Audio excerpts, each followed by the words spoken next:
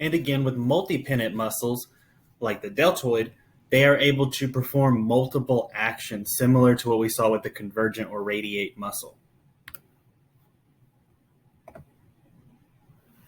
Now we also have a couple more terms we have to learn. A prime mover is also called an agonist, and these are muscles that can perform a certain action all by themselves. So they don't need another muscle to help them out in order to perform their action. So that's what a prime mover is, or agonist. An antagonist is going to be a muscle that has the opposite action of the prime movers. Now, how our muscles are organized across a joint is that they are organized in an antagonistic manner, meaning most of the time when a muscle has a certain action, you can pretty much expect there to be another muscle on the other side of the joint that does the opposite action of that first original muscle. And that's what an antagonist is.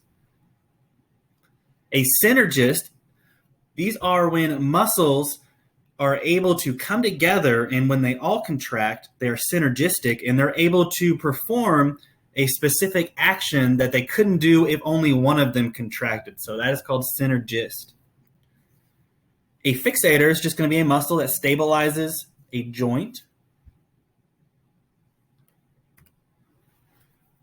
And now we can move into our lever system. So you'll learn more about lever systems if you ever have to take a physics course. But for our course, we will be learning the very bare bones minimum of what a lever system is. So first off, we'll start with some more terminology. A power lever is going to require less force to move an object than what the object actually weighs. And so, for instance, that's what a wheelbarrow is. So if we had, say, 50 pounds of dirt, and we'll come back to this later on when we talk about specific types of levers, but if I had 50 pounds of dirt, it's going to be a lot easier for me to pick it up in a wheelbarrow than, say, a shovel. A range of motion lever is going to be a lever that's able to move a greater distance and much quicker than a power lever, but it's not going to be as strong. And range of motion levers are generally what you're going to see in the body on most of the joints. The fulcrum of a lever is going to be where the system is able to move or pivot back and forth. So where it can move is called the fulcrum. The applied force, or also just the effort, is the amount of force that has to be put into the lever system in order for it to move. The load, or also called the weight, is just going to be the weight of the entire system, and this is what the force has to overcome. It's got to have more force than what the load is in the system in order for that lever system to move. So load will be the weight. Then the load arm is just going to be the portion that goes from the fulcrum to the weight or the load, and then the force arm is just going to be the part of the lever that goes from the fulcrum out to where the force is being applied. So when we discuss a class 1 lever system, we're going to draw this in really quick here.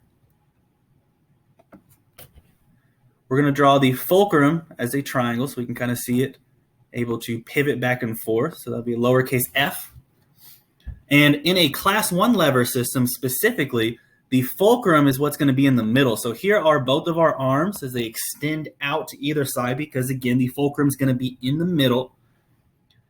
Now on the other side is going to be the load, or that is the weight. And then on the opposite side of a class 1 lever is going to be the force. So we'll put AF for applied force, and that way it's a little bit different than the fulcrum. Now, normally the load, again, because it's the weight of the system and due to gravity, it's going to be going down. So in order for the force to lift the load upward to be able to move, counterbalance what the weight is naturally doing, the force also has to go down. It has to push on this side, which will cause the entire system to move upward. And that's the basics of what a class 1 lever system is. And you can already tell it kind of looks like a teeter-totter. And that is a real-world example you'll see outside of the body.